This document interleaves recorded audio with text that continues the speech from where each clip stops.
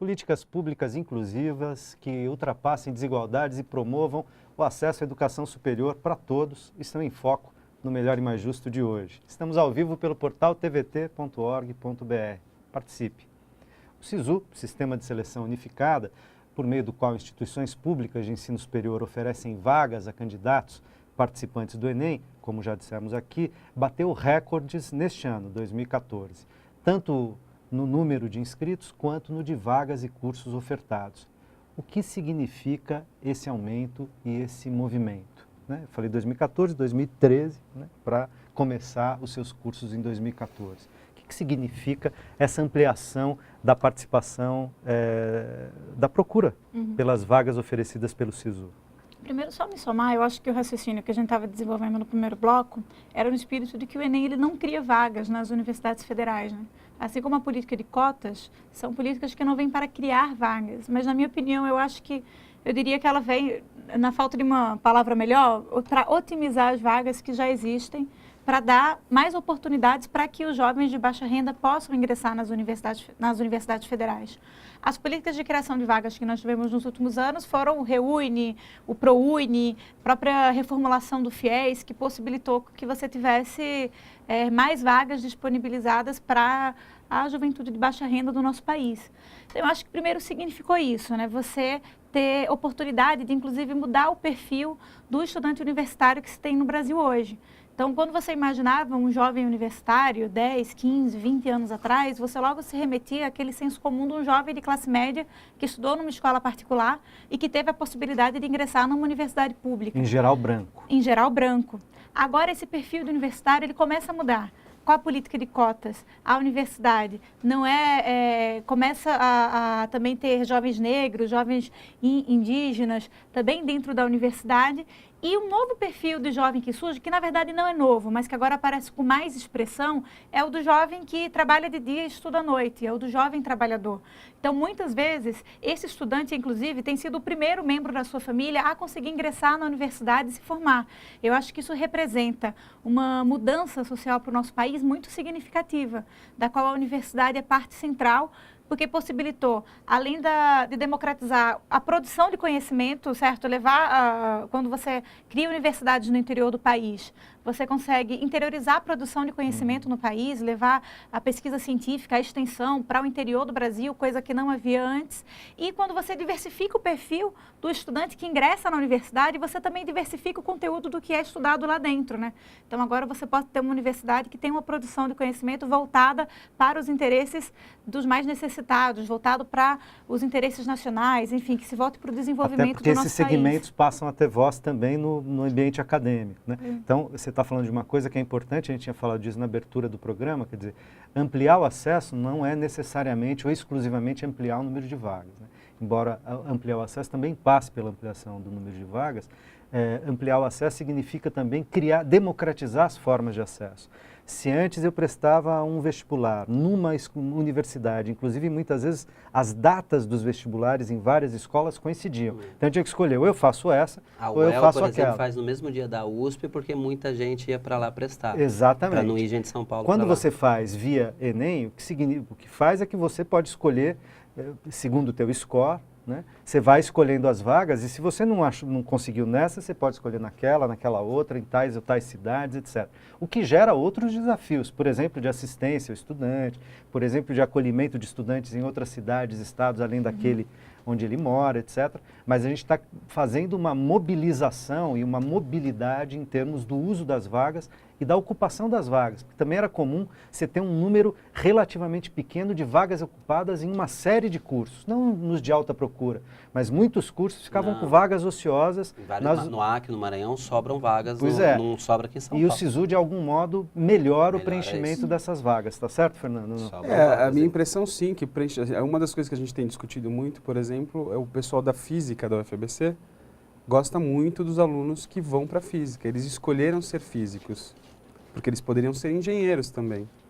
Então, vão menos alunos para física ou para matemática, mas aqueles que vão por opção. Enquanto na USP, ou talvez em outra escola, onde o vestibular é dedicado, você pode ter alunos que vão para um curso menos procurado porque não conseguiram passar num curso mais procurado. Então, ele não fez uma opção, ele ficou com a falta de opção. Então, ele faz física ou faz outro curso menos procurado, porque ele não conseguiu entrar na engenharia, que é o sonho, engenharia, medicina e direito da maioria dos alunos, né? Então, eu acho que, assim, você poder permitir que os alunos estejam fazendo o que gostam, porque entrar na universidade é o primeiro passo. Depois, sair da universidade é um passo muito mais importante. Permanecer na universidade é um passo Já é um importante. desafio. E depois Mas sair é o outro aluno- desafio. O aluno outro. com mais dificuldade fica mais, porque ele tem resiliência. Em física, é capacidade de adaptação dos materiais. Em psicologia, é a capacidade de se adaptar a situações. Então, todo mundo, o aluno cotista, a UERJ é o principal exemplo brasileiro, que é a primeira a ter 50% de cotas. O aluno no primeiro ano tem nota pior, depois ele tem nota maior e ele tem menor evasão. Só que ele tem salário pior depois, porque ele não conhece as mesmas pessoas. Então, mas aí é que, assim, me parece que é o nosso grande desafio, e a gente tem discutido muito isso. A gente abriu o acesso, democratizou o acesso, então a gente tem pessoas de diferentes níveis acessando a universidade. A partir do momento que ele entrou, ele é um aluno, os alunos são todos iguais. E a gente tem que, de alguma forma, construir mecanismos para que todos os alunos tenham sucesso.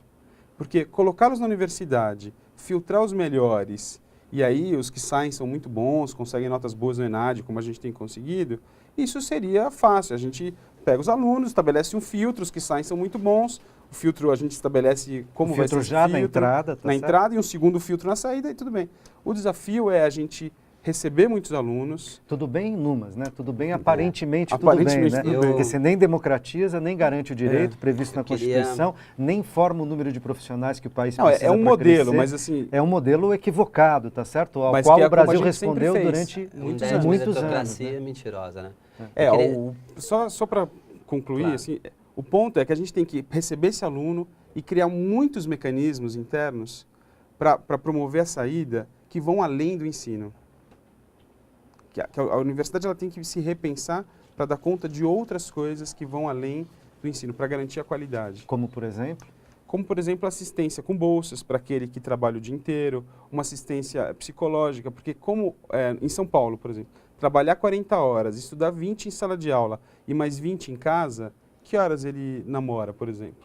E mais o trânsito. Como que um garoto de 22 anos, você vai falar para ele que ele não vai namorar e se divertir? Não, tem uma coisa interessante, que o pessoal do Ciências Sem Fronteiras está indo para outros países, eles estão estranhando porque tem menos tempo de aula. E o mundo todo, não tem uma pesquisa que prova que mais tempo de aula dá maior rendimento em avaliações. Então o Brasil exagera, e exagera na universidade também. Então o pessoal que está fazendo medicina, está fazendo outras coisas do Ciências Sem Fronteiras, todos que eu tenho contato, tem bastante seguidores, tem quase 400 mil seguidores no Facebook, mais de 500 mil no Twitter. Então esse pessoal que está fora do país estranha isso, é menos tempo. Mas eu queria falar de uma coisa, desculpa ser chato de novo, discordar do raciocínio da Vicky, no sentido, é verdade que tem mais gente entrando, mas é mentira, ainda a maior parte da população mais pobre não se sente, no ProUni sente-se mais, não sente que tem possibilidade de passar. Aqui perto da gente, se você pegar a cidade de Mauá, lá tem 25 escolas de ensino médio, só 2 aparecem no ranking não, é que depois ranqueiam, né? O Enem chegou a botar instrumentos. Coloca lá na avaliação do Enem. Por que as outras 23 não aparecem? Porque nem o mínimo de alunos, nem 10 alunos da escola, prestaram o Enem. Em todos os locais periféricos, então o Santo André, a maior parte da cidade, das escolas não aparecem, São Bernardo não aparece. Por que não aparecem? Porque é uma minoria da escola pública que está prestando, que está fazendo a prova do Enem. Está aumentando o número de pessoas fazendo a prova, porque você tem as pessoas estão descobrindo que tem certificação. Eu fiz numa escola da periferia, mas tinha 6 ou 7 pessoas com mais de 40 anos fazendo lá comigo, senhoras, todas senhoras. Porque a UFMG entrou, porque outras entraram, então são 6 milhões. E você tem claramente, lá no Acre, mas por que esses números são pequenos? É por causa que desconhecimento? porque a pessoa não acha que vai conseguir passar. Por que a nota de matemática é maior? Não é só porque a prova de matemática. Esse ano a prova de ciências da natureza é mais difícil. Como a nota é dada por desvio padrão, vamos esquecer lá o TRI, mas desvio da média. TRI, então, o que é? Quando você fala das TRI siglas? é teoria de resposta ao item. Então a nota, nem isso é fácil. Eles falam que cancela errado, fácil, não é isso. A nota no Enem é dada ao caminho que você tomou. não as questões que você acertar. Acertar todas as questões, 45 tem um caminho. Acertar 44 tem 45 caminhos diferentes. Acertar 30 questões tem milhões de caminhos e milhões de notas diferentes. Se o caminho é lógico, e isso é dado conforme a resposta das outras pessoas, você tem uma nota maior. Mas a diferença é pouca. Acertar mais é sempre melhor. Isso que até aí. A nota é dada, então a nota de matemática sempre é a maior nota. E aí a imprensa fala assim, os alunos vão melhor em matemática no país. Não, eles vão pior. Como o cara que acerta na média acerta pouco, quem acerta tudo fica com a maior nota. Por que erram muito matemática? Não é só porque matemática é mais difícil. Esse ano estava mais difícil ciência e natureza, quem faz a prova. Então eu tenho pesquisas com gente, esse ano eu tenho 4.000 dados, mas quem me dá é quem está afim de passar no vestibular. Então natureza é mais difícil. As pessoas no segundo dia abandonam a prova de matemática, não fazem, porque aí já desistiu, é pesado, todas essas coisas. Mas tem um monte de gente que nem se inscreve, e é gratuito para se inscrever. E tem um monte de gente que falta. Mas, só se você me permite, eu acho que não existe propriamente uma discordância, até porque, como eu bem coloquei, a ampliação de vagas, ela foi mais expressiva, inclusive, na rede privada do que na rede pública. Mas não então, nesse hoje período você tem cerca de menos de 15% dos jovens de 18 a 24 anos no Brasil hoje têm acesso à universidade. Desses, cerca de 75% estão na rede privada. Então, ainda que o número de vagas tenha aumentado nas universidades federais no Brasil nos últimos anos, saindo de 45 para hoje, 63 universidades federais, 59 em funcionamento, e saindo de 148 campos para 274 campos, ainda assim, o aumento na rede privada conseguiu ser maior, o que nos coloca, inclusive, novos desafios, porque na rede privada, inclusive, esse aumento de vagas é muito estimulado também por programas como o ProUni, como o FIES, que dão segurança econômica para o empresário da educação. Esse aumento de vagas não foi acompanhado de qualidade. Então, às vezes, você massifica, mas não democratiza, porque a qualidade no conjunto das universidades privadas é inferior em relação ao conjunto das universidades públicas. Agora, uma coisa que eu acho interessante também de colocar sobre essa questão dos jovens que ingressam nas universidades federais através do Enem, e o que todo esse processo de ampliação de vagas nas universidades proporcionou para o Brasil, foi também, eu acho que, levar à reflexão de novos desafios, de novos problemas até que surgiram com essa ampliação de vagas. Por exemplo, quando o Enem foi implementado, tiveram realidades em universidades federais do norte do país, em que esses cursos de maior procura, como é o caso de medicina, praticamente a maior procura para aquelas vagas foram de jovens que não eram daquele estado, que não eram daquela cidade, como, por exemplo, aconteceu na Universidade Federal do Amazonas, né? Então, boa parte dos estudantes que foram aprovados em medicina no primeiro ano de Enem não eram do Amazonas. Então, eu acho que isso nos impõe reflexões sobre também... Mas isso não é verdade na matrícula. A regionalização dos conteúdos... Isso é verdade quando passa. Do primeiro curso, passa. Então, mas deixa nenhuma pessoa fez inscrição. Nenhuma pessoa. Então, aí a gente reforça um preconceito, porque é mentira que nas universidades a maior parte das pessoas são de outros estados. Na Federal do Acre, por exemplo, e aconteceu no Amazonas, ninguém foi fazer inscrição no primeiro dia. Passou gente de outro estado, mas eles não vão estudar. Eu queria só reforçar meu raciocínio para duas coisas. Primeiro, essa questão da prova ser nacional, como persiste esse desafio da regionalização dos conteúdos, certo? Porque o que é ensinado na escola é diferente de acordo com a região do país. E segundo, muitas vezes o cara ele consegue passar, tem nota para passar numa universidade em uma outra região ou em um outro estado, mas não tem sequer condições para se deslocar para essa outra cidade para fazer a matrícula. Outro dia a Folha de São Paulo colocou uma matéria sobre isso para um estudante daqui de São Paulo que tinha passado na Universidade do Nordeste. Mas isso não é um caso isolado. Então, muitas vezes tem estudantes que passam, mas não conseguem nem a passagem para fazer a matrícula, mas ainda que consigam, não tem condições para morar nessa nova cidade. Outra coisa também que eu acho que é importante a gente colocar no nosso raio de reflexões. Muitas vezes você tem estudantes que vão para aquela região, mas que quando se formam voltam para casa. Então, você não tem estudantes que, no final das contas, vão estar contribuindo através do seu trabalho para desenvolver aquela região. Por isso que você também precisa persistir nesse estímulo para... como resolver esse problema da mobilidade, que não é algo generalizado, como você bem colocou, mas que é algo que acontece em cursos de maior procura, como é o caso dos cursos de medicina, dos cursos de direito, dos cursos de engenharia. Então, o que a gente observa, e eu viajo o Brasil inteiro, já tive a oportunidade de visitar quase todas as universidades federais do nosso país, é que nesses cursos em que a procura é maior, de fato, aumenta o número de estudantes que não são daquele estado, o que não é necessariamente ruim. Claro, até porque você possibilita uma nova experiência para aquele jovem, de conhecer o Brasil sobre outro ponto de vista, em todas as suas dimensões. Mas essa questão dos cursos de maior oferta ainda mantiveram esse perfil mais voltados para a classe média, ainda que o Enem tenha sido incorporado naquela instituição. É claro que o Enem também não pode ser considerado de forma isolada, certo? Não é a única política de democratização do acesso que se teve nos últimos anos. Teve-se as políticas de ampliação de vagas, de interiorização da universidade e agora, mais recentemente, a política de cotas que possibilita que metade daquelas vagas sejam ofertadas para os estudantes que vieram de escola pública, o que eu acho que representa uma mudança, assim, significativa e histórica para o ensino superior do nosso país. E, então, eu acho que isso tudo reafirma essa necessidade de você ampliar as políticas de assistência estudantil no Brasil hoje.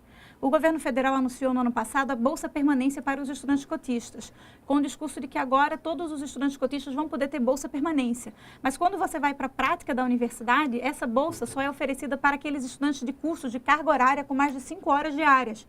Então, mais uma vez, são cursos...